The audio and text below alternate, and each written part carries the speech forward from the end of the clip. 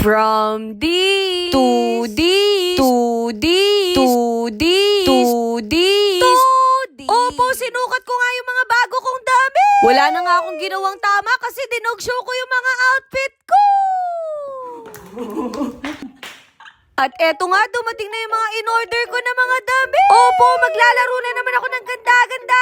Ang tagal ko din palang hindi nakakapag-shopping. Hoy, parang wala pang 1 week yun. Unang unbox ko pa nga lang, ang ganda na ng first outfit. At dahil dyan, mag-fitting tayo ngayon, no? Naninibago nga ako sa una kasi hindi na ako nagsusuot ng ganito. In fairness, nagmukha akong tao dito, no? Iniisip ko tuloy kung saan ko ba to isusuot. Kapag may mga birthday party kayo, baka yayain nyo naman ako, no? Tapos mag-i-eat and run lang ako. At dahil dyan, 9 out of 10 ka sa akin. Etong next outfit naman natin, white na long dress siya. May nagsabi kasi sa akin na bagay ko to yung mga long dress. Sa susunod, iaaraw-araw ko na to. Kaso baka magsawa naman kayo, no? Oh, Pak, ang ganda ng outfit. Parang perfect naman to kapag meron akong mga formal event. O kaya naman kapag niyaya nyo ako sa kasal. Sinubukan ko nga maging bride pero iba yung nangyari. Pasensya na kayo, puro ako kalokohan, no? Hindi pa nga ako nakontento, bumili pa ako ng maroon na long dress. Sabihan nyo na lang ako kung anong pinakamagandang dress na sinuot ko. Pero grabe, ang ganda din nito. Parang perfect naman to kapag meron kang kadate, no? Pero kung wala naman, ipambahay ko na lang siguro to.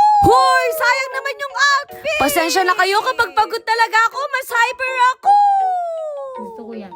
Feeling ko perfect siya sa belly ko. Di ba may karibal na naman ako sa mga outfit ko, no? Press 1 kung gusto nyo magsuot ng dress si Bunso. Sa mga nagtatanong, sa Whoopi Clothing ko pala nabili lahat to. At kapag nakita nyo yung mga damit nila, mabubutol ka talaga. Ang ganda din netong dress na to kasi para akong princess. Princess na walang kwarta. Aray ko.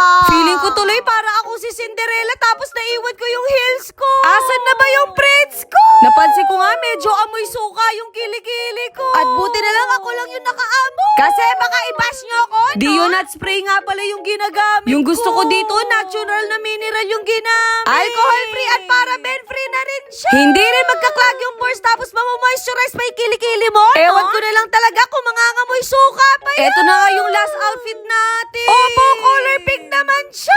Sa outfit na to, nagmukha akong sweet girl. Na para bang hindi makabasag pinggan, no? Siguro pumili na lang kayo kung anong mas bagay sa akin. Medyo palala na nga ako dito, kaya siguro tapusin ko na tong video na to, no? Ayun lang. Bye!